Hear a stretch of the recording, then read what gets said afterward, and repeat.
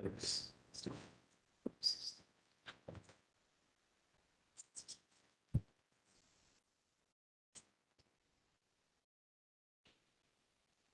All right, we are streaming and recording, and I'm ready to move.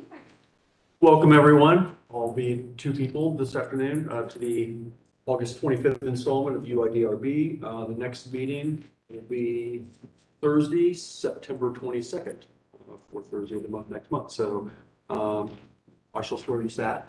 Do you swear or affirm that you will tell the truth, the whole truth, and nothing but the truth? Yes, Thank you so both Owen Holmes Principal Planner. Thank you. Would you call the roll, please? Yes. Mr. Grado? Here. Ms. Gunselman? Here. Ms. Jones? Here. Mr. Reeds? Here. Mr. Szymanski? Here. Mr. Sutcliffe? Here. All right, thank you. Do we have any persons in the audience that wishes to address the board this evening? No? Okay. Yes? I might.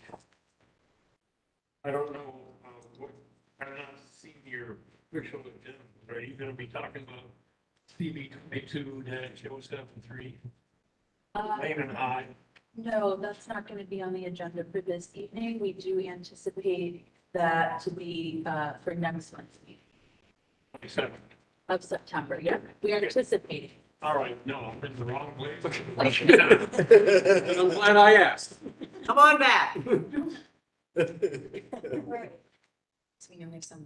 Well, I guess we're ready to get started, are we not? Yeah, so we just need to do the minutes. Oh, I forgot. So has the board had an opportunity to review last month's meeting minutes? Yes.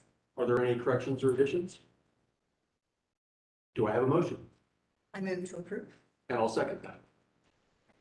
Mr. Grado? Yes. Ms. Gunselman? Yes. Ms. Jones? Abstain since I wasn't here. Thank you. Mr. Reeds? Yes. Mr. Szymanski? Yes. Mr. Sutcliffe? Yes.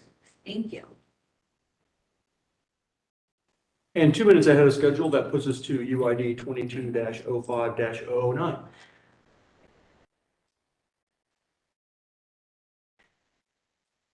This is for 66 West 10th Avenue. So Lou, if you just want to get seated and I'll read this. So this is a request for action for a window replacement. So 66 West 10th Avenue is a contributing building 1900. The applicant is seeking approval for the replacement of all 48 existing vinyl windows on all elevations using a tan vinyl window. The majority replacement windows are single hung with 6 picture windows and 1 awning window. And the submittals include site photos and material sheet. So you see those there. This is the front elevation of the house. So all these windows need to be replaced. This is the east elevation, a little tricky to get the full shot, but it's there. This is the, That's the east, it's the backside. oh, this is the back of the home. And then this is the, is this the west elevation? It's the west. The west. And then we have the cut sheet here, showing the windows. And after staff review, the proposal is generally consistent with the recommendations of the University District Plan. The plan recommends that when replacement windows are necessary, that the original design, type, and proportion be maintained.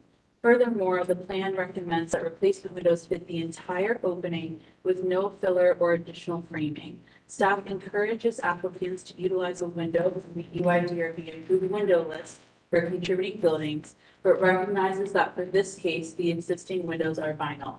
As such, staff recommends approval and recommends that the applicant return any and all downsized window openings on all elevations to the size of the original masonry opening, and that the replacement windows fit the entire opening with no filler or additional framing. And you can kind of see on some of the elevations how there's a lot of the windows have been downsized, or some of them. So just making sure that everything's fitting that original opening. Yeah. So. That's my report. Thank you very much. Before you start, if you'd like to make any additions, would you please raise your right hand? Do you swear or affirm to tell the truth, the whole truth, and nothing but the truth? Yes. Thanks so much. Go ahead. So, we realized this past year that some of the windows needed to be replaced, and then we decided to do an inspection of all the windows.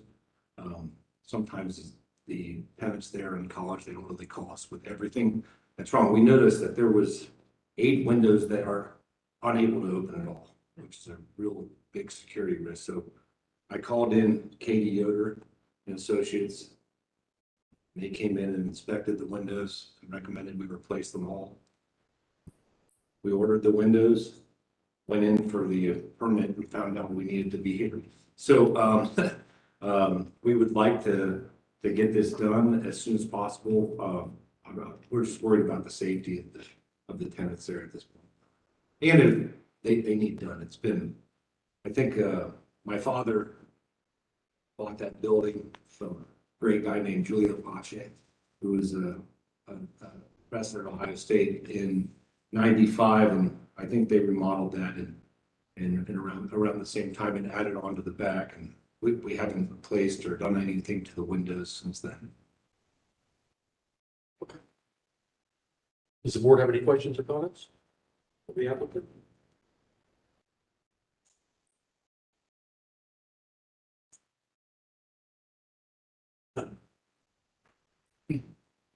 Sorry, Belkis, did you mention that the windows that they're selecting are on the list, the approved? They're not on the list. So in this case, normally we would strongly encourage, if the windows that they're replacing are already wood or original. In this case, the windows are not original. All of them are already vinyl. So they're looking to replace vinyl for vinyl. Okay. I did just notice that on, the west elevation, it looks like there's some openings, like this window and maybe this one. They might be downsized, and so maybe finding a window to fill that whole original masonry opening would be something that we would encourage and recommend. But in terms of the material, since vinyl's already there, that's why we feel like we could be okay with a vinyl replacing them. Yeah. There's another issue though with using the windows on the list, and that is the size of the framework of the window. So could we see the cut sheet on Yeah, that? absolutely. Sprouts is the brand. So this is kind of the specs, and then I put these white check marks for this different style. So you have a single hung, you have the awning window, and then a picture window are the styles. So can we look at where the awning window will be located on Lou, can you speak to what side of the house? You know, I think that would be in the front. Okay. So you're saying that on those windows that are on the front of the house, there would be awning instead of double hung windows? I believe the awning window is the top of there.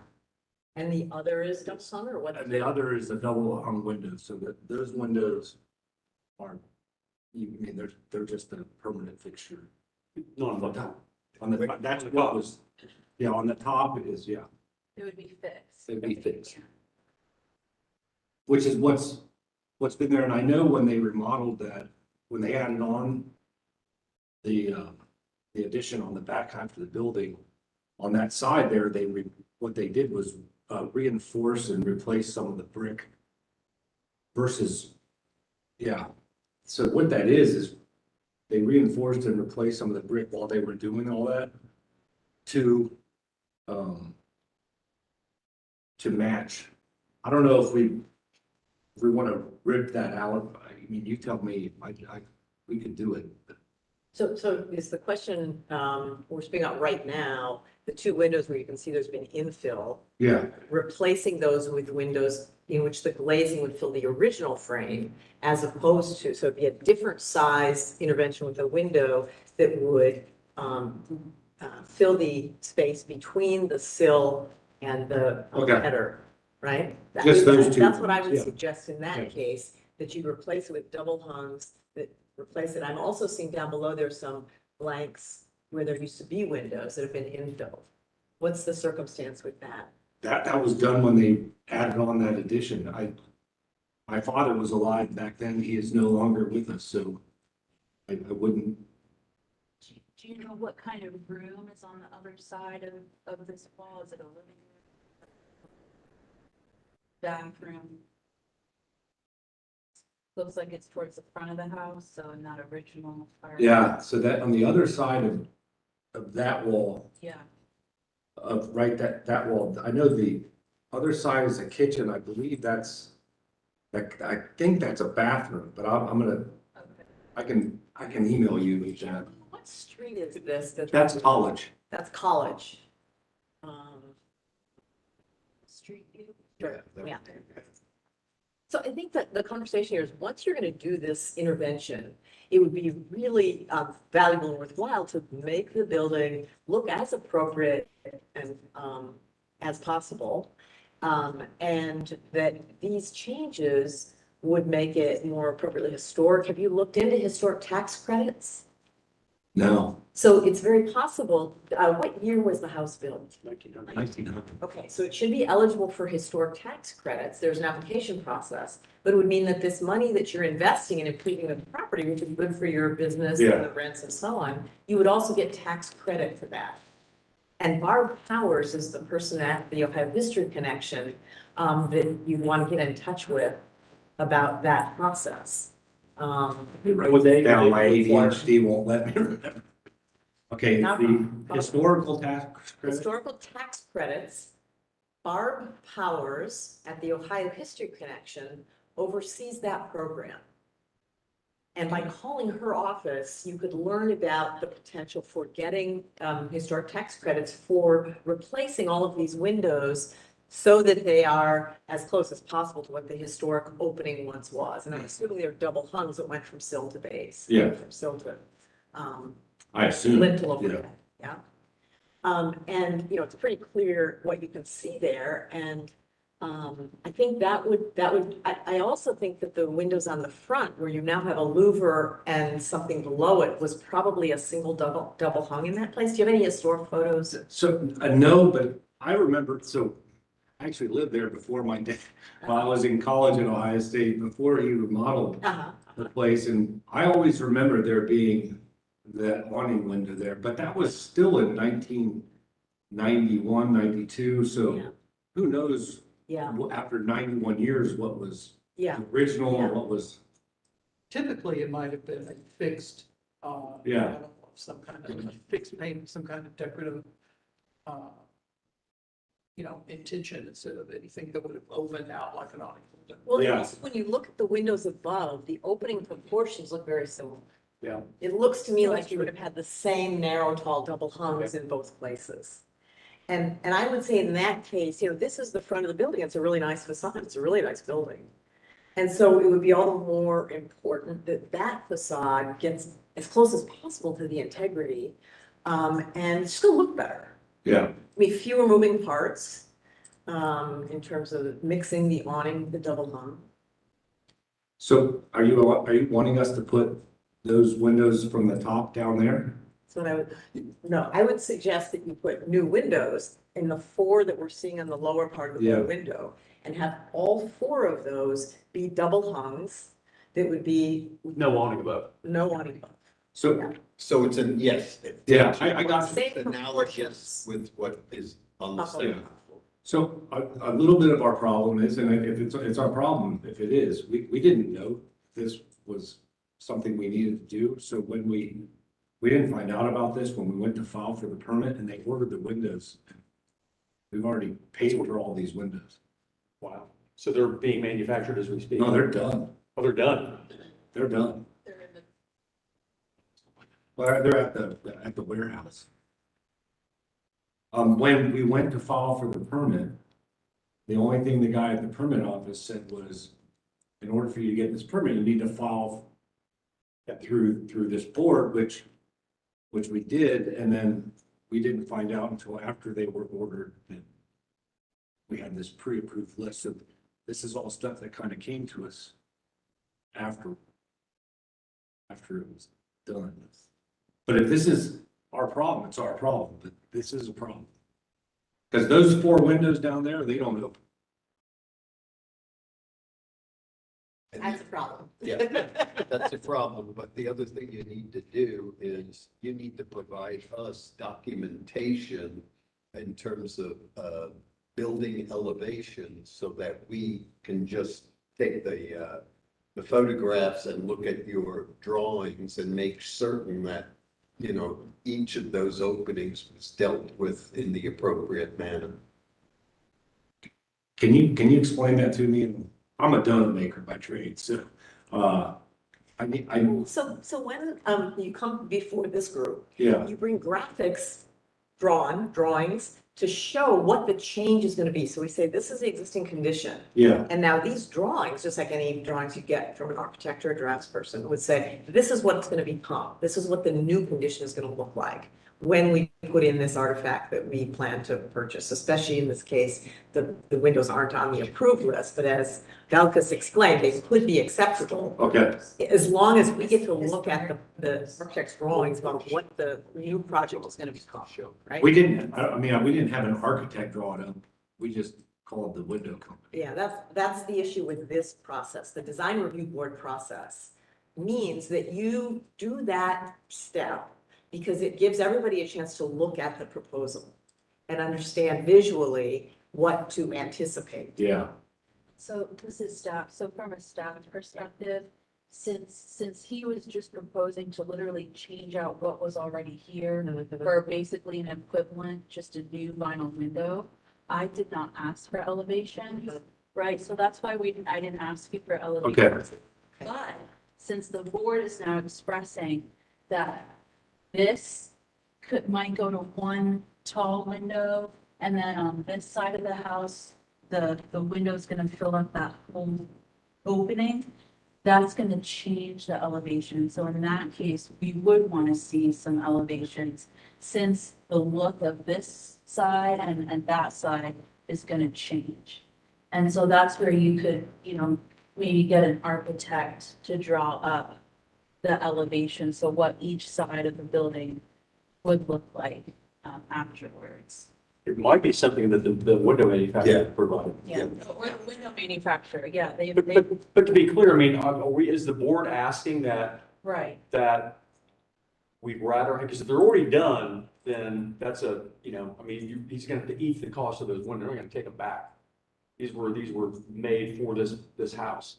So I just want to understand, are you saying that it's okay to do an upper window and a shorter where it's not going to be matching with the one up above, or? Yeah, that's a condition that the board would have to think if that's something they want to. Right, but go to that other facade that you Oh, were sure. just on. Yeah. Okay, so let's look at those windows right there. Without those drawings, we don't know how those windows were sized. It could be sized just, They're the same size right, so that's right inappropriate. now. Right. So in other words, you were not planning to put in, as Phelps was recommending, replacing windows that are there in a reduced size. no, what is there, we wanted to replace them with a new functioning window. Right, which is inappropriate in terms of our guidelines and the aesthetics that we try to promote. In other words, see that window on the lower right? See this? No, that, oh, yeah, oh. See this? That's the window originally when the house was built in 1900. The window would have taken up, it would have been all this. At some point, someone put like wood here, it's called filler. Yeah, I understand it, but that was done in like when they remodeled the whole building, so that was done in 1995 with a permit. Right, and you're asking for a new permit to replace the windows, and those are your guidelines. You have to work on it. Yeah, what's going on is that the standards for historic restoration have gotten more bold, stronger, with a greater attention to the value of our historic fabric and wanting it to be better. And so a lot of places where things were done at a lesser standard decades ago changed their value system. And we've increase the expectations. So would you rather, not replace the windows? I mean, we got $40,000 worth of windows I understand. that Yeah. had somebody, when we first went to file for a permit, somebody said then, with the city, you need to go to this board and you have to use these windows and been specific, Yeah. we would have handled this totally differently, but Yeah. that was not expressed to us. And so I really, Yeah, I really, I appreciate not only what you're trying to do, which is Yeah. to make the place safer and a better quality environment for the inhabitants. And that you feel like you didn't get the information. On the other hand, citizens and property owners are expected to know the guidelines, or it's partly your responsibility if you're a participant to know what the laws are and what the guidelines and requirements are. If you're a resident agent. yeah, but I'm surprised that you weren't given that indication when you applied for the permit that you had to come to this board. well, we were told we had to come to this board, that Yeah. had to be clear. We were told, what we weren't told was that, in order to do these windows, you have to use these specific windows and we want to have an architect come out here. This changes, the whole cost of this whole project almost become, Yeah. Unaffordable. It sounds like the confusion is Yeah. in when you got the information, because if they told you when you applied for a permit, you had to present to us. Yeah. The presentation comes before you order the product, rather than after you order the product. So the approval is the necessary step to be able to move forward with the project. So given that, you get approval before you buy. It also sounds like with inoperable windows, you might be in violation of code enforcement. Well, and so we need, So you would have had to do something anyway. well, we have to do something. Right, Yes, Right. and so we were trying to expedite this to get it done. yeah. You're saying we should know. We've owned that building since the, late eighties, early, I think it was the late eighties. Yeah, but there's multiple knowingness that your window supplier should have known also.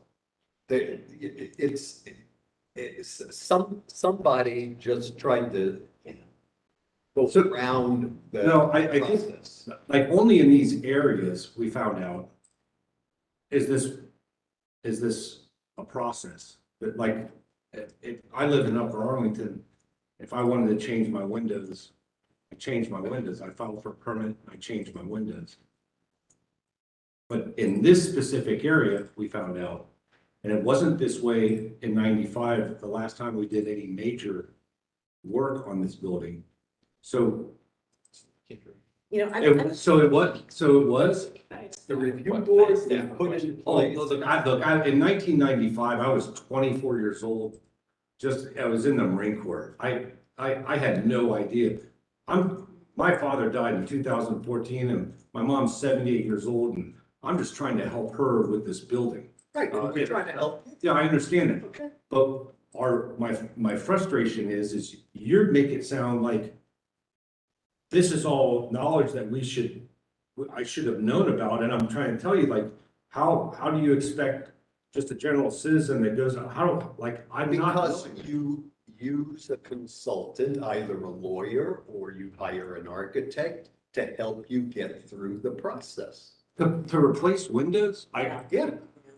Yeah, Well, I get it. I'm sympathetic with you because I understand that you've operated a certain way for a long time, but in the years since you've been there, guidelines, laws, the planning department, rules have changed. And you can imagine in the last almost 30 years, a lot of things have evolved. The goal behind all of this is we want the city to constantly look better. We want the aesthetics of the Yeah. public environment to improve. And so these requirements have been there on the books long since before I started on this design review board. I'm doing a house in Bexley right now. To change an exterior window, we have to go through the Bexley, we have to submit the permits to the city of Bexley and get approval. And it's not an assumption that you can do whatever you want, right? So in that case, and it's probably, if you look into it, it's probably the same in Upper Arlington. If you change a window, anything on the exterior of the building that's seen from the public domain, you have to get approval. Different jurisdictions may be more liberal, but because this is the historic district and the buildings are older and there's a fabric, so when you look up and down the street, right? Yeah. You see a lot of houses with porches, you see a lot of houses with gables, with dormers, and with similar double hung windows. So it's evident to us, we look at it right away and say something has happened here. And that's where the goal is to try to get back to what has the historic integrity. Yeah. Now, we're Columbus, we're not Nantucket, we're not Georgetown, we're not Boston, where those kinds of regulations have been in place much longer, they're much, much more stringent.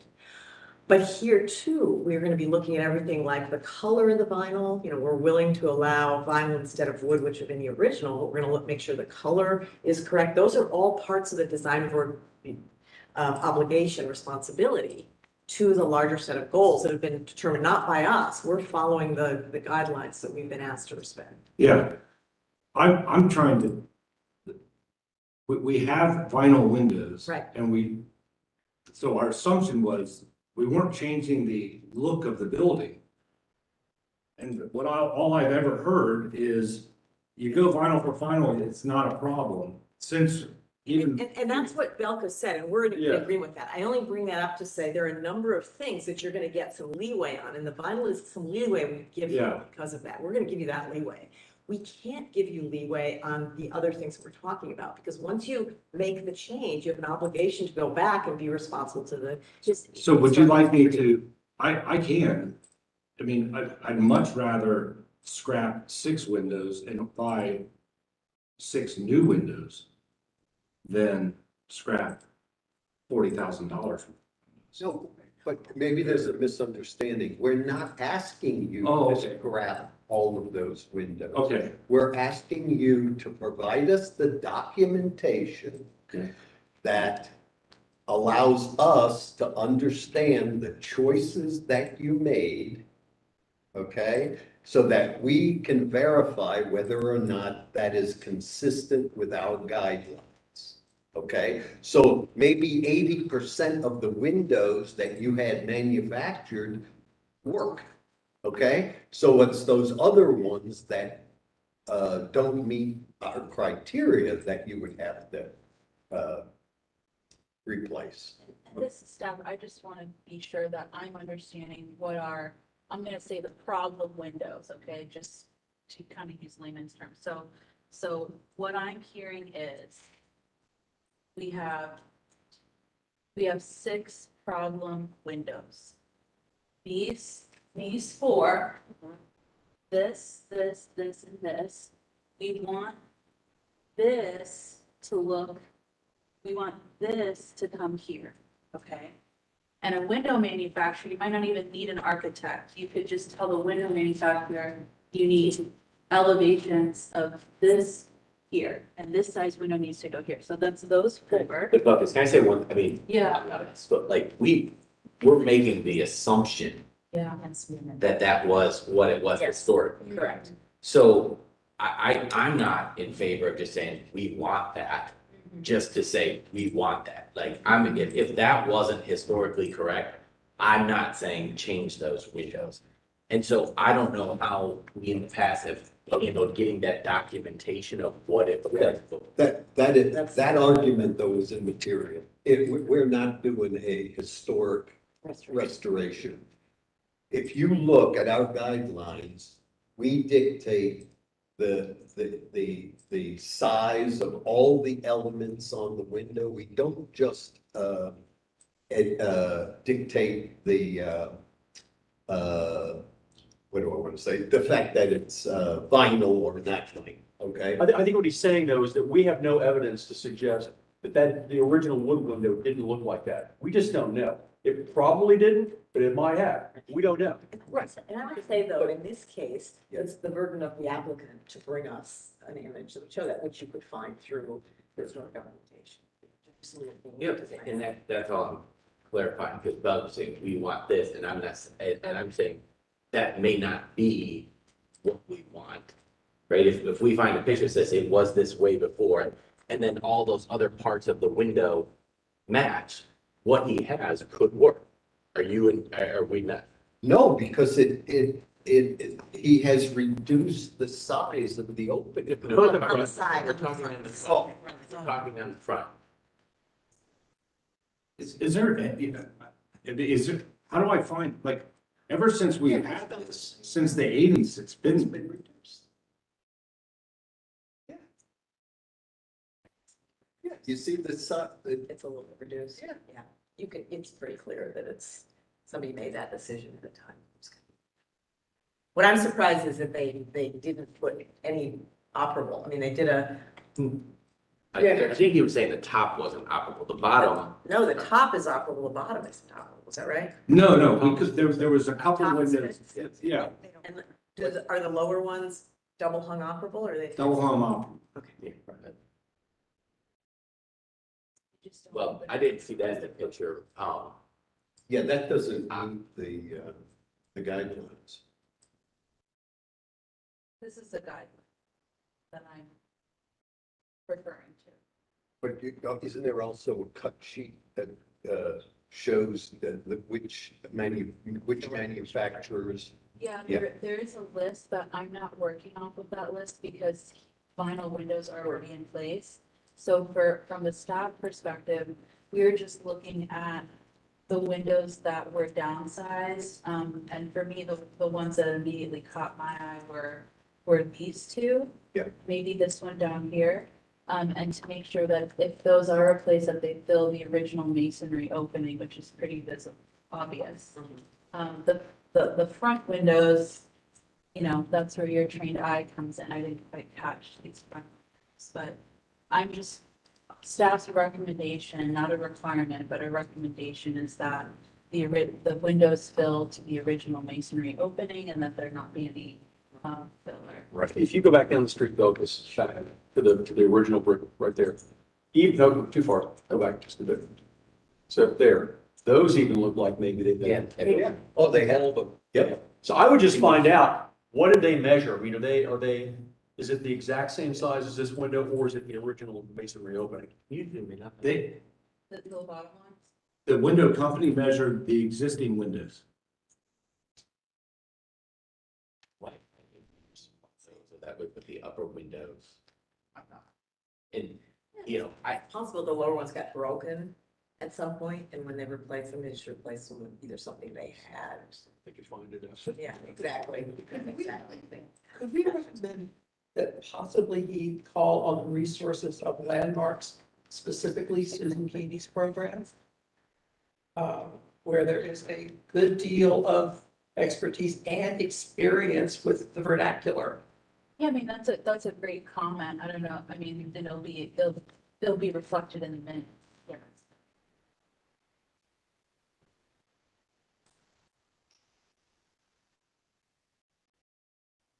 Yeah, I moved the table, the application. Second.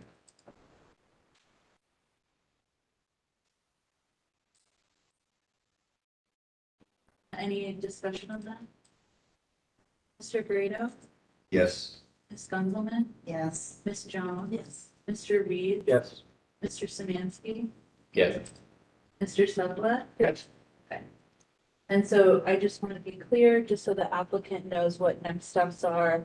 We're looking for drawings from either your window manufacturer or an architect of all elevations, so 4 elevations of the building to show windows that fit the entire masonry opening, the original masonry opening.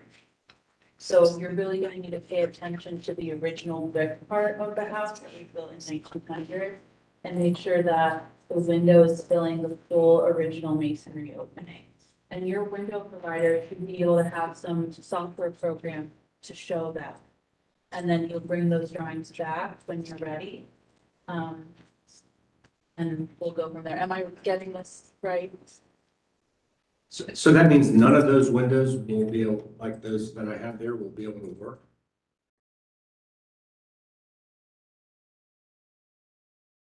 I'm sorry, which ones are you referring I'm to? talking, well, the ones that you're referring to, so are we saying that the windows that we have already made to replace the existing ones right there are not gonna work, we're gonna have to pitch those, all of those? Yeah. Yes. Yep.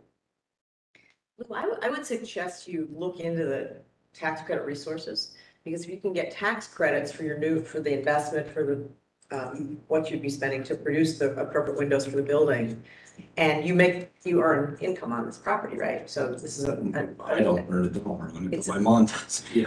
So for your mother, this is Yeah. an income earning property, and earning the tax credits against those earnings have to be declared, right? Yeah. So if you get a tax credit, it may end up being in your favor in the long run, right?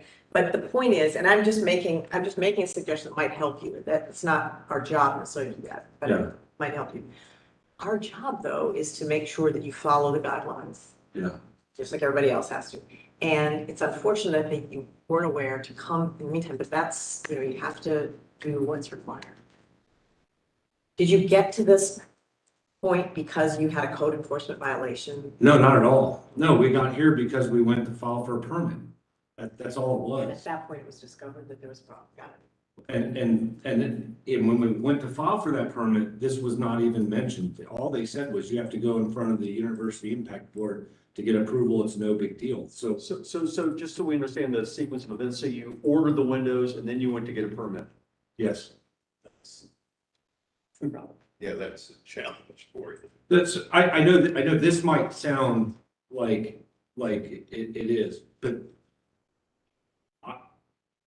I just didn't, it never even dawned on me that replacing the windows in this building, trying to make it nicer was gonna be a problem. And I don't, no one here has a picture of that house in 1900, I don't. And if you have a picture of that house in 1900 showing Well, that, But that's not the issue. Yeah. And it probably does exist. well, I understand that, but a lot of these are assumptions that you have. Your assumption But you're the is that- client with the responsibility to produce information. So in other words, if you could show something that says historically, this condition is what it was, but I mean, you can see too, right, that it's been infilled. You can see the spaces around Yeah, the but windows. we don't know if that was But- infilled and, It doesn't matter when it's Yeah. infilled. It but you doesn't don't, matter. but what if it was 1910? It doesn't matter. Well, in 1910, it's, the original, what if it was when it was built? How do you know when that infill was put in I'm an there? architect. Yeah. And you know that? I mean, I want you to know, Yeah. like, this is our frustration. I can't, like, you think that people just know But that this is, technically in Columbus, it's not just a historic district. If you replace windows anywhere in the city of Columbus, you need to get a permit. there's no, that part we understand. That part is pretty, I mean, you would have to say, if you were living in Columbus and you had vinyl windows and all you did was put new vinyl windows in, that permit process is really easy. Not in our district. So that's where the thing, I don't live in that district. But it's a historic I district, understand that. and you own a piece of property in a historic district. I understand that, but you think that people in general know that this is a process and that is not, that's No, not. that is- We don't think that at all. We don't think that We at know what all. the requirements are. I understand And that, citizens yeah. who own property in a district have an obligation themselves. That part I really get. I do get that. I understand that. And I'm just, well, I'm a little frustrated because had we known when we went to file for the permit, just at that point in time, we could have put a stop to everything. But we weren't informed even then. So when you went to get a permit, you were not told you need to go to UIDRB. We were told we need to go to UIDRB. That, to get their approval for the windows. At no point is it like, in order to do this, you need to use these windows, and this is the process there, like something informative for the resident to come in there and understand. He's entering into an area that not everybody is familiar with. At that point in time, we could have stopped everything, and instead, it all. I guess I asked because I think if I found out I need to go to get this approved before a board, I'd be like, that's a red light. I'd be like, it's hindsight's 20. I know I that. get that. So So I guess if I thought, if we were gonna add on change the structure, I understand that. This is an absolute, complete replacement for what's there. And so at that point, it just, even at that, didn't dawn us, it was replace for replace, and we thought we were gonna make everything better. And so, you know, it wasn't until, I emailed her that I found out that there was an approved list. So I looked at the list and I said, whoa, we don't have anybody on this list. And she said, well, if it's existing vinyl for vinyl, it'll, you know, it's usually okay. So everything just continued. And only here today is where I'm hearing this. And that is a little bit frustrating. And I understand that I understand now that it's my job to know this. I'm just trying to convey that not everybody just knows this. That We're not suggesting there was any malicious intent on your part. That's. No. But, so we're trying to make it better. And we're trying to make it nicer. And, you know, we bought $38,000 worth of windows to do that. Never even imagining that there was going to be an issue. It was, again, I think we're not talking apples and oranges here. If I was going to take and rip out all those windows and make it one big wide opening like a bar that opens up and change the structure of the building, I think I would have expected to have a little more of a process here. But I really thought this was going to be pretty easy and that it's going to be a change. And that is not that might be in your world, but that is not in everybody's world. And to think that everybody is expected to know that is a little, I mean, it's a little surprising. I think had the communication been a little better from the beginning for residents. I mean, I look up and down 10th Avenue and I see half those buildings have different types of colors of windows, everything in there. Those people didn't file for a permit. They just threw in whatever. We were trying to do things the right way. It's not going to look different. It's what it is. You know, I mean, not 90% of those people that own those places down there never even come to you for anything. They don't even file for a permit. They just put in new windows. That's why you see 5 different types of windows in half the buildings. We tried to do things the right way. I think that's a hasty generalization. It is. Yes, and I appreciate your frustration, but we have tabled this to the next meeting and we have made you aware of what you have to provide us based on the code. Just so nobody goes through this, can you make somebody in the permit department aware to know this is what's going to happen if you go into these areas and want to do something? Can you make her know that when she emails you, like, I wouldn't do anything, stop everything what you're doing. You know, you're just a homeowner that wants to make your place better, but you got to now hire a lawyer and an architect to get through this. Can you let those people know that? So We deal with them all the time. Deal with them all. Mostly what we do one Thursday a month is work with those people. They come in. Well, I understand. Those are lawyers and architects that are used to it. They're property managers. They're people that own a piece of property and they Yeah. rent it to somebody. They might have multiple properties, they might have 2. Same thing. They Yeah. come in, they say, this is the property that I bought in 1988 and I've been renting it and now I need to change this. They come with drawings, they come with a Yeah. proposal. I'm and then they trying get not trying approval to to change apply anything. I'm for just windows. replacing it.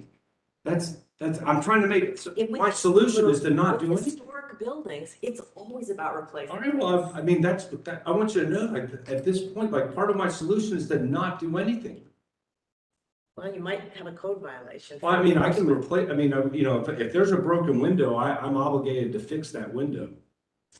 I'm obligated to fix that window. I can't wait Or for an it. inoperable window that doesn't allow a means of egress. That's right. I have to replace that.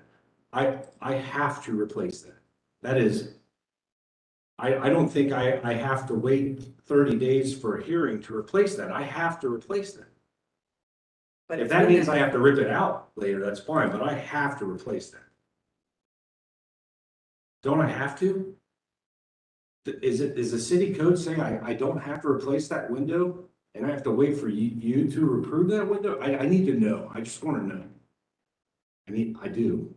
So since this property is in University Yeah. Impact District, any exterior changes have to be reviewed and approved by this board before any permit can be issued. I understand that. I'm talking about like, I got a broken window. Can I replace the window or does it have to stay broken? A replacement window would need review and approval for. So Now, if you're fixing the broken window, that's, what if you can't We're fix? not a, we're not a code review board, so we can't really answer that question. So I just, well, I want to know. Look, I try and do things the right way. I do not want, but I have a broken window there I need to fix. I can fix that, right? Broken is inoperable. Inoperable. So I think the semantics here is one, there's a piece of broken glass and we're gonna replace the glass, and there's one thing, replacing the whole window is another. So if we have a window that's broken, do I need to wait a month to replace Replace that? the Let's say the window itself falls out, is broken, the window itself, and these are college kids, so it's, they're pretty rough on these places. It falls out. They have to live with a window that falls out until you guys approve the replacement of See it? what plywood's for, I believe. So you want me to tell them to put up a piece of plywood? And there's, No, Our- it would our be review your capacity- maintenance people. oh, I can do Really that. not. No, no, no, but I just, Yeah. no, okay, I'm okay. I don't want to violate any rules here. I'm planning on fixing that window. We're simply just telling you that what we're supposed to be reviewing, what our guidelines are, and what we're supposed to enforce. Yeah, We've given you sort of the direction, I'll take care of that, yeah. okay? And that's really all we can comment on. So There's really nothing else I that still we need, can- I need to go back to this. I can't do that. I'm just looking for some direction. I need to go back to the city to tell them that I have a broken window and I need to you replace, fix, whatever you say about it. It's broken. I need to do that. And so this is where you come into play. Do I need your permission to do that? That's what, I don't want to do that without having your permission. If you take the window out and you replace the window, we need to review the window for the permit. And so That's our purview. that's your purview. But what happens if You need to ask that from. to the city? Columbus. I can do that. Okay, all right, yeah. I don't mean It's to, not, yeah. it's not what we do. okay, I got it. I don't mean to dwell on something that maybe was passed over, but is there agreement that possibly landmarks and specifically Susan Keeney's home program could be a source to them at, I assume, no cost? So a source of guidance on this. And also a source of What's it the called? possibility, Columbus landmarks. landmarks. And Douglas can certainly supply you, afterwards with contact I information. can give you their Please. website and the staff contact. Okay. I'm sorry for my frustration. We understand. I just gotta go back to my mom now and tell her this. I really don't. I don't want to do this, but I have. I'll take care. Good, thank you. You'll get an email from me with Okay. the next steps, and we'll work together before you come back again. You got it. Thank you, sir. Thank you very much.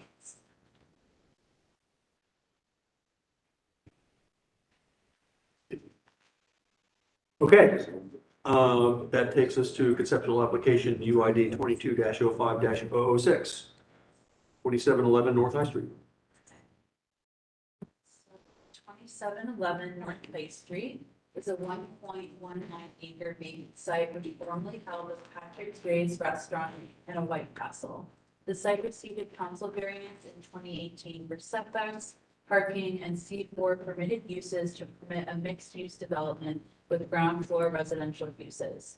The southern portion of the site is within the impact district, which is under the University District Plan, and the northern portion of the site, which is the side parking area, is within Clintonville under the Clintonville Area Plan. The portion of the site within the Clintonville area plan is not included for review in the staff report and is not applicable for board commentary.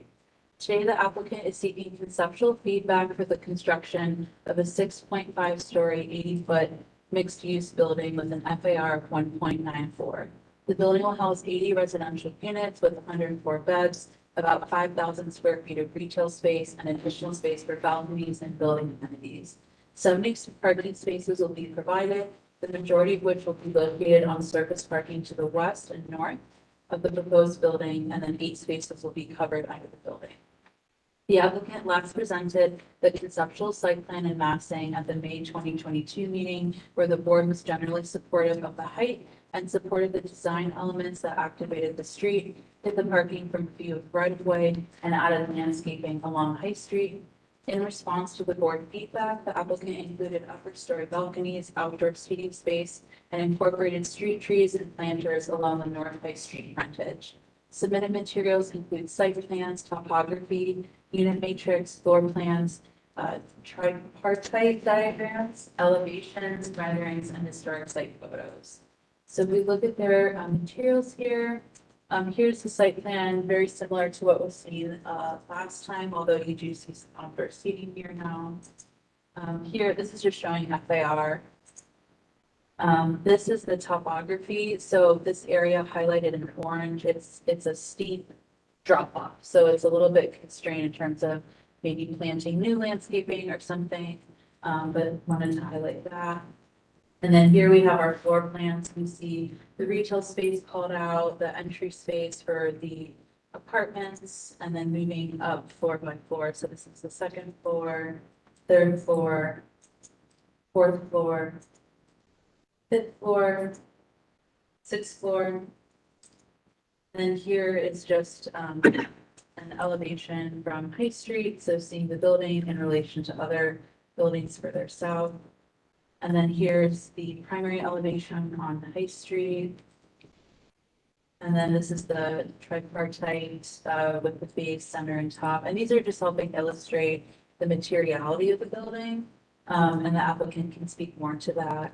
But you know, this is the left side, starting in the University District and then ending to the right in Clintonville, so showing that condition. And then also these are the color elevations to give more context. And then we have a couple renderings. And so this is the corner of North Street, and then that's High Street is the name.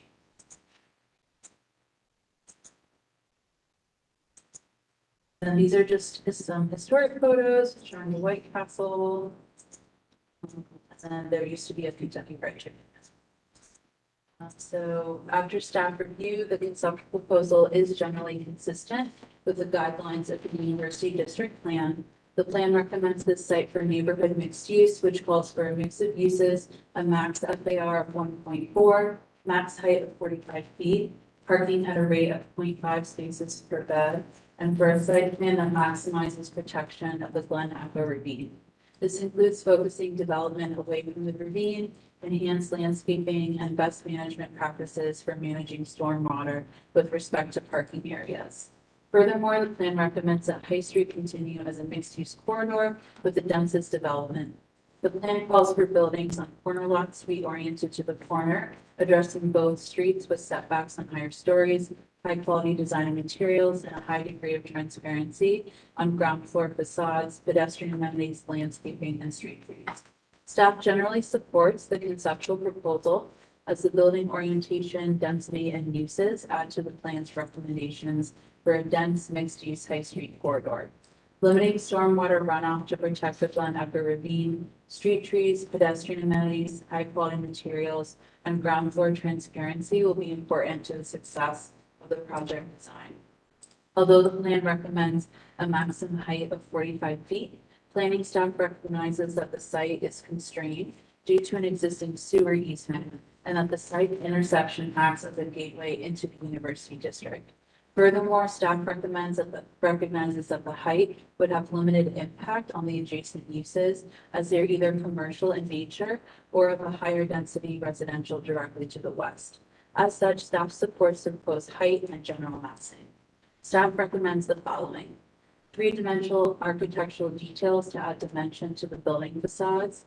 Provide as much landscaping along the western parking lot edge as possible to mitigate runoff. Large consistent storefront windows along the North High Street elevation. Additional streetscape elements along the North High Street and North Street frontages to better activate the space and reduce hardscape, especially at the corner of North High and North Street. Public art and bicycle parking within the first floor cutout along the North Street facade. And then staff encourages the applicant to explore providing a 1-to-1 storefront bay ratio to attract multiple smaller scale businesses. And then staff strongly encourages the applicant to explore and consider permeable paving options for the service parking lot, especially along the western edge to mitigate stormwater runoff into the Glen Echo Ravine. And then staff notes that upon a future request for action, additional information, including a complete landscape plan, all elevations, sections, lighting details, and material details will be needed for review for consistency with plan recommendations. Thank you. Thank you. Can I ask a question? Certainly. Do you have the previous submission for that so we could understand what the FAR of this compares to what we have already approved? We do so with the previous council variance, is that what you're referring to? Because the FAR for this proposal has not changed. It's the same as it was when he came in. Oh, okay. July. Let me preface my request with, I am opposed to a 6-story building on that corner. Okay. We had supported a 4-story in a previous rendition. I see. And I want to understand the 2 stories of increase in the FAR, how that compares to what we already approved. So what has been already approved for this site relates back to the CB in 2018. Right. And that is for setbacks, parking, and C4 permitted uses. So it looks like a height variance was not approved with that council variance. So my guess is that they were within the, 45 feet. 45 feet Right. height limit. So that's 3 to 4 stories. Well, because what is the proposed height of this proposal? I think it's 70s. Yeah, but the dimension, I want to know how many feet higher that 45 feet it is. What, you know, the height of this? Oh, I'm looking at the Roughly 80. 80? 80, So about 35 feet 35 taller. feet, it would be a variance of 35 feet for the height. And I think that's And is it appropriate, do you want to? You swear or affirm to tell the truth, the whole truth, and nothing but the truth. I do. Thank you. Proceed.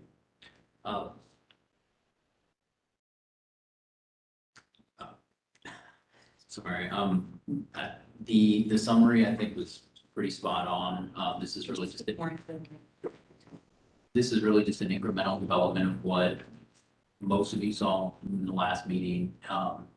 We have not changed the footprint, but speaking to the question about the added heights, the fact that the previous development was not able to work, it's just a challenge in terms of developing this site. I know that the purview of this board is about architectural design and not about the economics of a project, but without having a viable project, nothing gets built. And the economics now dictate simply that the number of units on here for the site itself, the purchase price and everything else, needs to increase in density. So because we're not able to straddle over the boundary that where the easement is for the sewer that feeds into the Glen Echo Ravine, we're basically taking what would be stretched out across that site, putting it vertically here instead, and trying to be sensitive about the fact that we are at a boundary and a crossroads, marking a corner. The diagrams about the tripartite scheme were simply showing and trying to emphasize that we're kind of highlighting the change, right? A classic building with the base, a middle, and top story.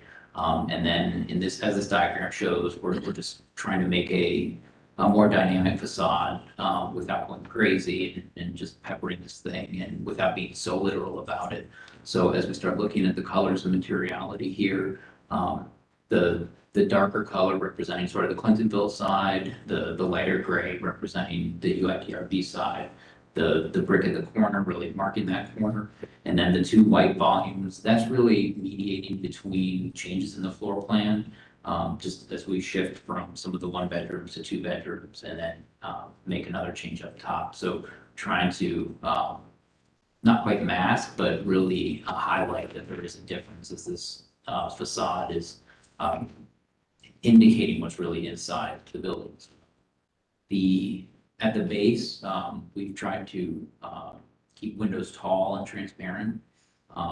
We don't yet have any tenants lined up, but we are trying to be flexible and have multiple entry points so that if there's a large commercial tenant or several smaller ones, that there are entry points that are appropriate for them. Sam, are you the developer as well as the designer? We're not. Not. And there's a pretty big difference between 45 feet and 80 feet. So as you said, you had to go back to look at the project because it didn't work any longer economically.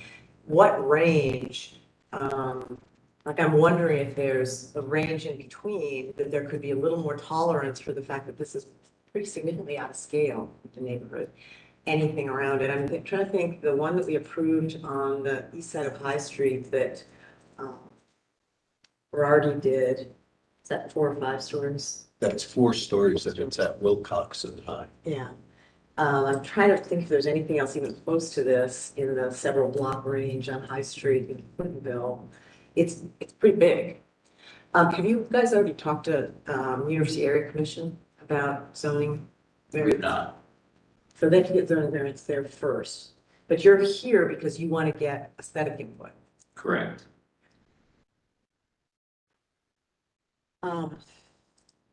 You know, I guess this is a conversation, I think you might have been involved in it earlier, but I think, you know, we're seeing a lot of building these days, right? You're seeing it, we're seeing it, and it's all pretty generic and it's not beautiful. And, you know, you're really talented and you know what great architecture looks like. And so it's pretty disappointing to look at this and see the kind of chock-a-block pieces pastiched. I'm not very inspired about brick representing this or gray representing that, or give me a really great, beautiful building. Tricart's fine, basement at the top.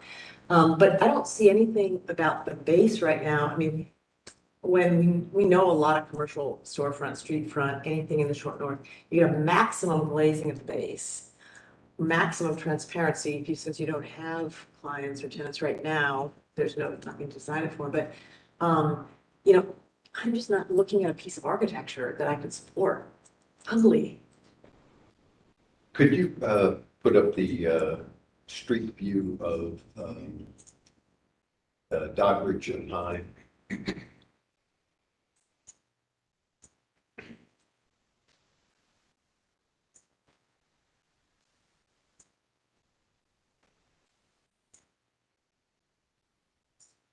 Yeah, I would reinforce KB's points that the way that the existing context transitions to a 3 and 4 story vernacular as it goes up High Street and across the street is not really supported by what you're proposing. It gets to be a very introverted solution rather than a contextual solution. And I think with the movement from the University District to Clintonville, and this being you know, one of those gateway pieces, I'm not sold on the University District argument. It's too far away. But I'm also not convinced, Pasquale, that what we look at further down at Dodge, there's at least a series of pieces that exist. Yeah. And you're dealing with a blank slate. I wouldn't say that where this site is, you have a lot of guidelines to respond to. I don't think this is a contextual building, and I don't think this is a site that gives you much guideline in terms of what to respond to. I think it's a kind of fresh site where you can do a really beautiful building. I would love to see such a beautiful building that we want a lot more of those that starts to make the context further to the north. That's what I would ask for. And if it was a really great building, I probably could accept that much height change as we'd be looking for, we know we need the density. We know we want the density to be well-designed in a sense that we keep open green spaces where they belong. Here, we've got the ravine, the black, and so on. And that you concentrate the corridor along the commercial and the high street area with the bus system and so on. So I'm not saying that I would oppose an 80-foot building site. It's a really beautiful building. But I wouldn't suggest, I don't believe that what I'm seeing now is something that I want to see replicated or more of, or the inspiration for future development. It's not there. There's, I mean, how much affordableism in this?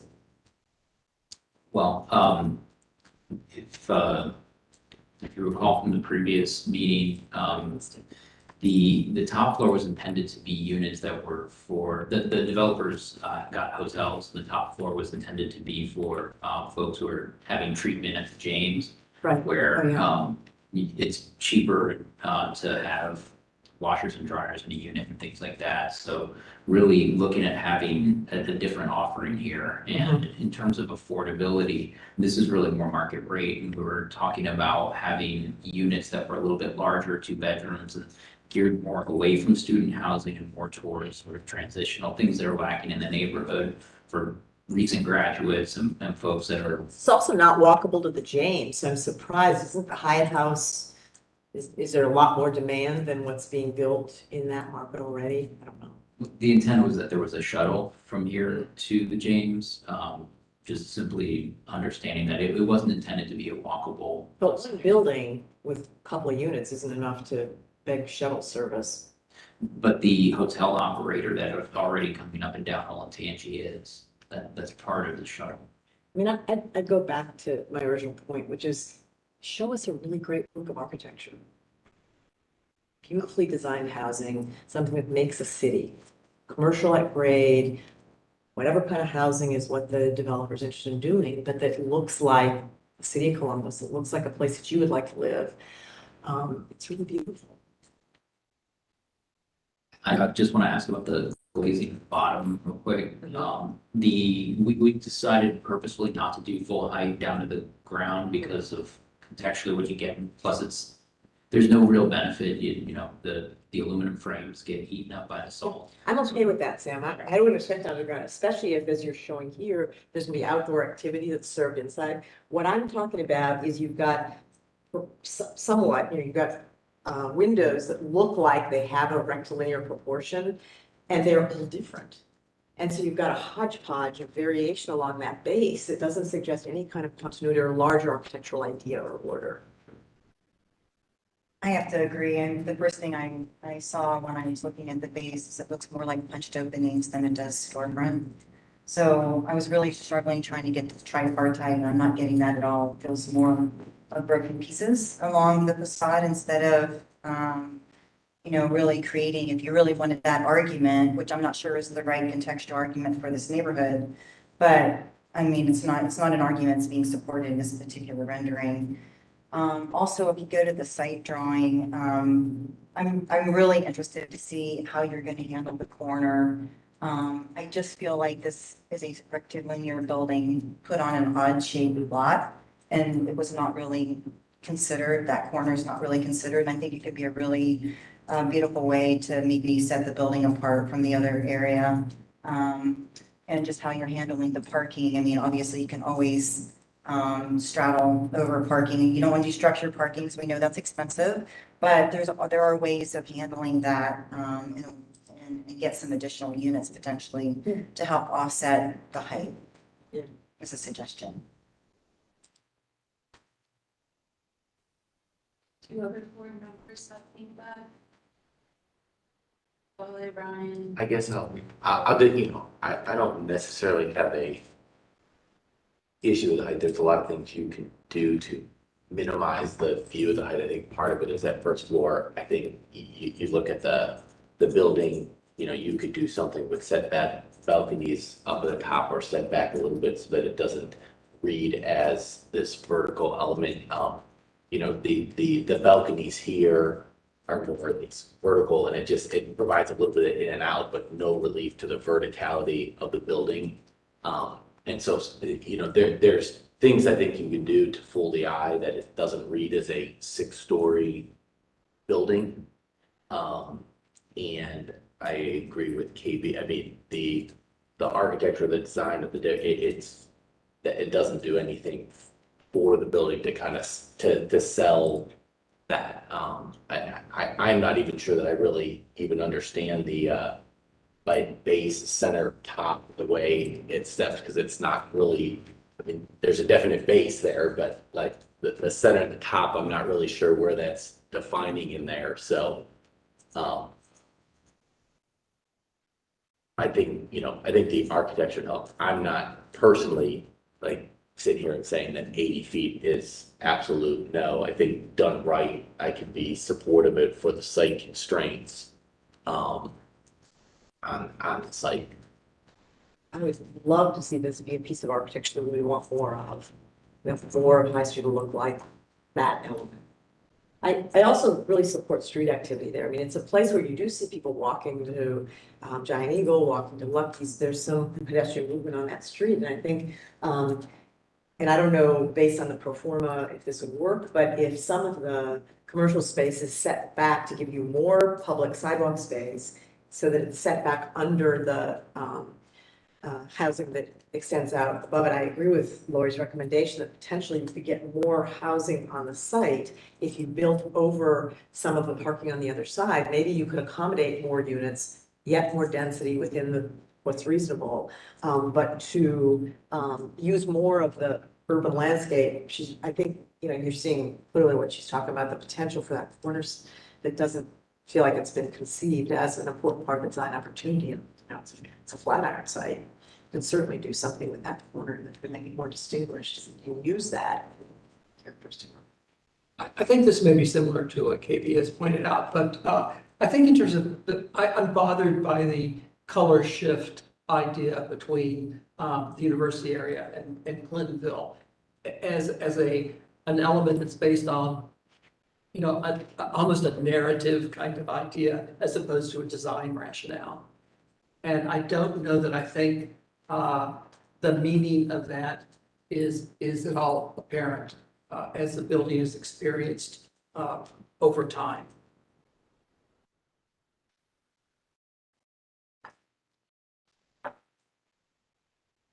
I saw something in the staff report about landscaping. What was the requirements for landscaping? Obviously, street trees are always important, but just some outdoor space that isn't hardscape would be nice to see as well. So for this site, the plan really focuses on mitigating stormwater runoff into the Glen Echo Ravine. And so staff's recommendation, consistent with the guidelines, is that hardscape, impermeable hardscape be reduced as much as possible.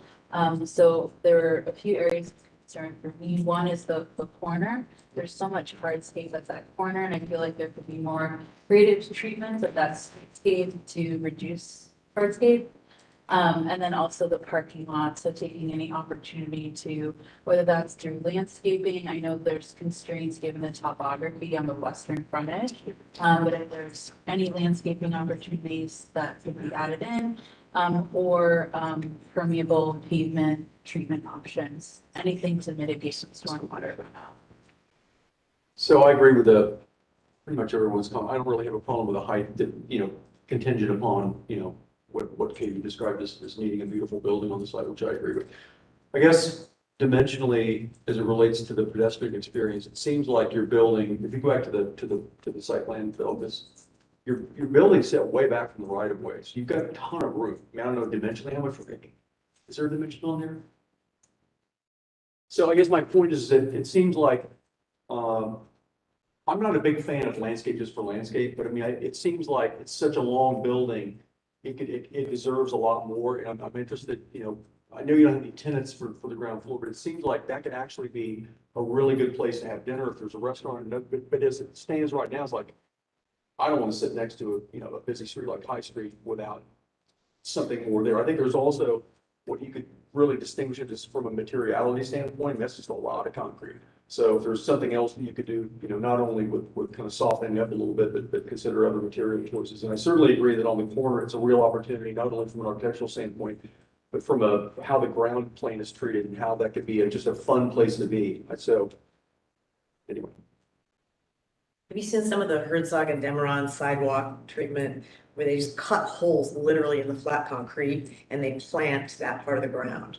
The Walker Art Institute in Minneapolis is an example where they've done that, and it's effective. It's funky. It's kind of cool. It's not a big maintenance issue because they can plant it with local prairie grasses and things like that. But it really adds a lot of quality and a lot of character for almost no price.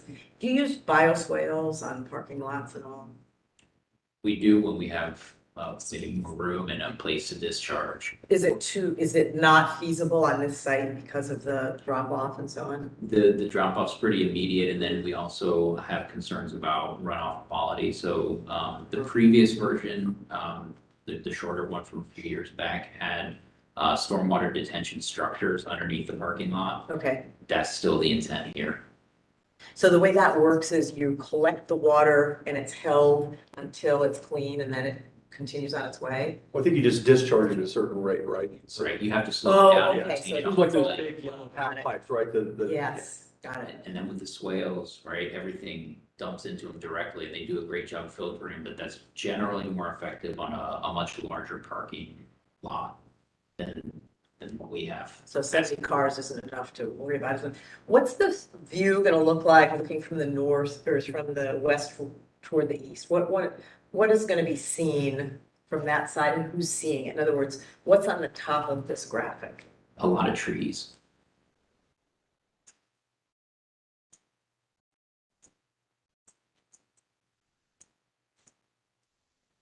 So is that the That's the- Olentangy housing? What's the Olentangy Village. Olentangy Village? Back. Right.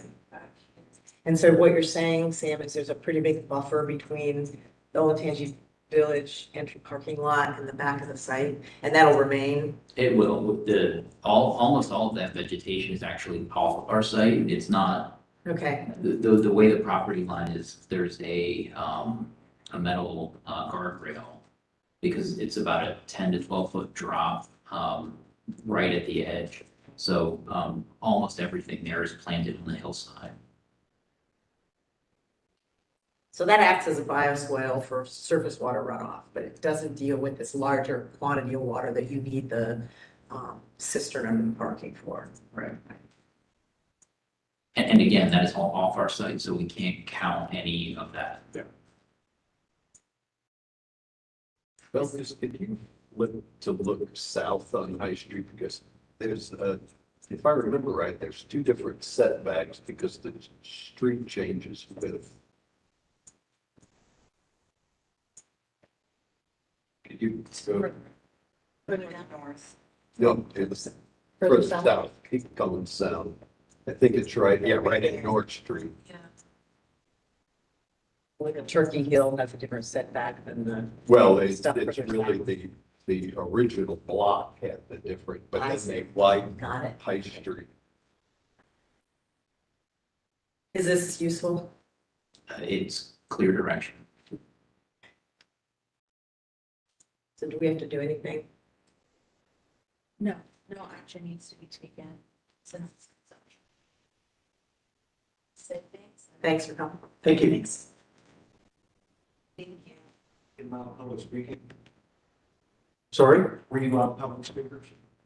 Certainly, Yep. certainly. Sorry. I need to swear you in though.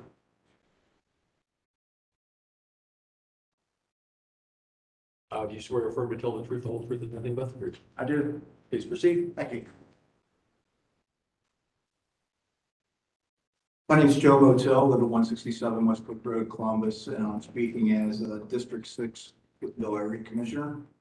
I think it's really a shame that due to the pandemic that Borough Properties, who previously owned the site and presented a new development proposal that was approved by the University Area Commission, did not materialize, and you have that copy of that.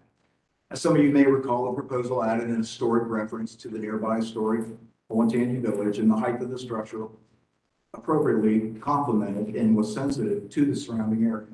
It stood at 43 feet with 53 residential units and 11,000 square feet of office space. Just as the ungodly, inappropriate 15-story proposed structure for Lane and High would, among other things, tarnish a transitional point into the Old North Columbus neighborhood, which thankfully still maintains much of its architectural historic streetcar character. This proposal of a 6.5-story combined 15-room boutique hotel, 65 apartments, 7,000 square feet of retail space looks like it dropped out of the sky or was moved from the nearby hotel strip on Olentangy River Road between North Broadway and Ackerman. The proposal before you and its location serves as an historic transitional point, but from the Old North Columbus into the oldest part of Clintonville. And I've no doubt this is why the Moore architect designed the earlier proposal with sensitivity regarding the history of this area to complement the structure as an entrance into a different neighborhood. And I would like to know just exactly why this proposal is even being heard by this review board prior to the review of the University Area Commission or even the Clintonville Area Commission, since 80% of it lies within the UAC boundaries and 20% within the CAC's boundaries. I really have to wonder who's getting paid off to skirt the process and the authorities of the two commissions to hear this project first. The variances that were approved by the UAC for the former proposed project are not the same for this proposal.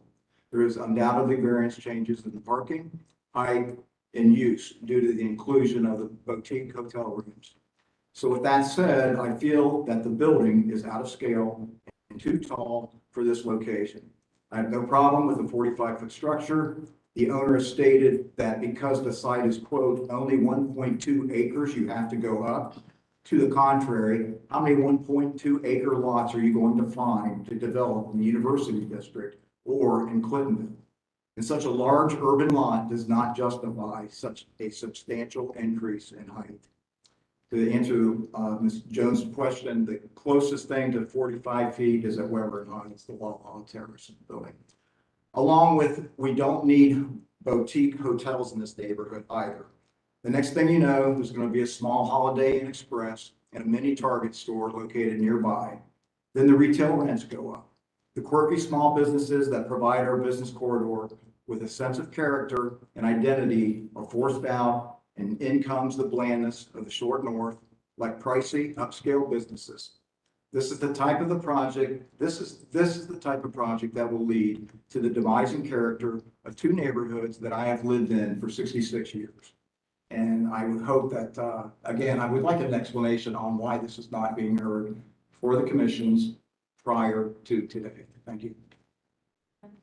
To address that, if that's an option. Sure. So, there isn't a requirement in the code or the bylaws for this board that applications are heard before they go before the UAC or the in this case to the Clintonville Area Commission. However, I do not allow any vote for rezoning or variance of vote, not a conceptual review, which is what this is. But if they were to come for a vote on variances or rezoning, I always say that it's strongly recommended, I can't force anything, but it's strongly recommended that they begin the variance process through building and zoning services, which triggers a review through the area commissions before coming to this board. Because if they come to this board before they go through building and zoning services, a calculation could be done incorrectly. They could have the wrong rezoning, they could be missing a variance. So I always ensure that applicants start the variance and rezoning process of building and zoning services and get that final list of variances and the proper rezoning before coming to this review board. And so that's a best practice that our staff upholds and that I uphold, speaking for myself. But we have, like I said, there's nothing in the code or the bylaws that is a requirement. So that's why this is conceptual. The applicant is just looking for feedback to gauge where the board feels. And so it's appropriate and I can't, if an applicant provides me with a complete application, and even more so if it's conceptual, they are able and allowed to come forward. It's still backwards. He doesn't even know what the variances are gonna be then. It's backwards. So, and these people shouldn't even be voting on it. We're not voting. We're not voting. They're not voting. I'm sorry, they're not giving a conceptual review. So. Well, that's not the way the process works. So first of all, thank you for coming. Thank you You're right, this isn't the way the process works. And, as you know, when the project gets to another stage, the community is invited to come and participate and share your position. I'm sure you have many neighbors and colleagues who would like to come and have something to say about the important area, the important neighborhood, the important intersection. What this group is here to do, and what we're professionally qualified to do, is offer aesthetic recommendations. And that's what we're doing tonight, and that's where Sam comes in good faith, open to recommendations about what the building looks like. And as you know, from what you hear here, we're interested in history, we're interested in context, we're interested in character, we're interested in a beautiful work of architecture, we're interested in how the city works, we're interested in how the neighborhood can vitalize and use something. So there's many integral conditions that we are here to talk about and provide input. It's simply an opportunity for a designer and a client to come get that kind of feedback from us. I disagree. Go ahead. Point of order. I would recommend that we have a business meeting before the next meeting because we need to resurrect issues that address what this gentleman is talking about. Thank you. Thank you.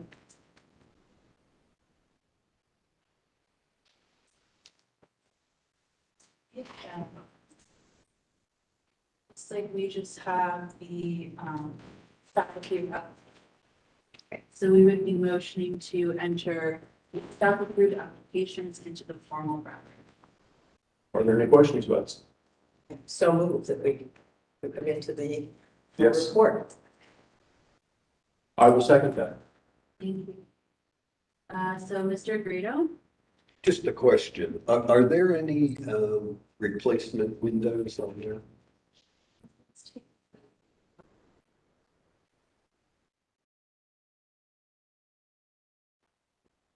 No. No, looks like they're fine. And just a point of clarification on the windows. So if the building is non-contributing, and they're looking to replace the windows, then that's something that I can staff approve.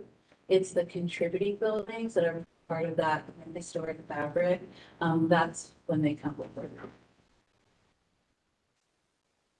Any other questions? Okay, Mr. Greto? Yes. Ms. Gunselman? Yes. Ms. Jones? Yes. Mr. Reed? Yes. Mr. Szymanski? Yes. Mr. Suplet? Yes. Thank you. That was the last item. Wow, 30 minutes to spare. Adjourned. To adjourn. We got somebody in the Oh, audience oh. who'd like to speak. Excuse me. Yeah. Hi, Mr. Chairman, members of the board. Yeah. My name is Mike Shannon, and I just came here this evening because you have several new members. And I just wanted to see government in action. That's 2 words, not one. And Roy, I haven't mentioned you before, I just want to introduce myself. Tim, I know you from the University area. Ryan, you look familiar. I can't place a while. I just came to pick a line, so thanks. And I just wanted to introduce myself. I don't believe I've met you. Have a great night. Thank you very much. Can we share your history of, I've got to teach, so I'm gonna have to get the city adjourned to get out of it. oh, okay. I just wanted to say that Michael was working for the city when we created this, When you were just a boy. you and Dave Pettit, Dave Perry. Perry, rather. Correct. Yes. Thank you very much. Thank you. Thank you. Yeah, the Balmer seminar is 6 to 9. But it's really exciting. It's Tatiana Bilbao. Did you know? Tatiana Bilbao is the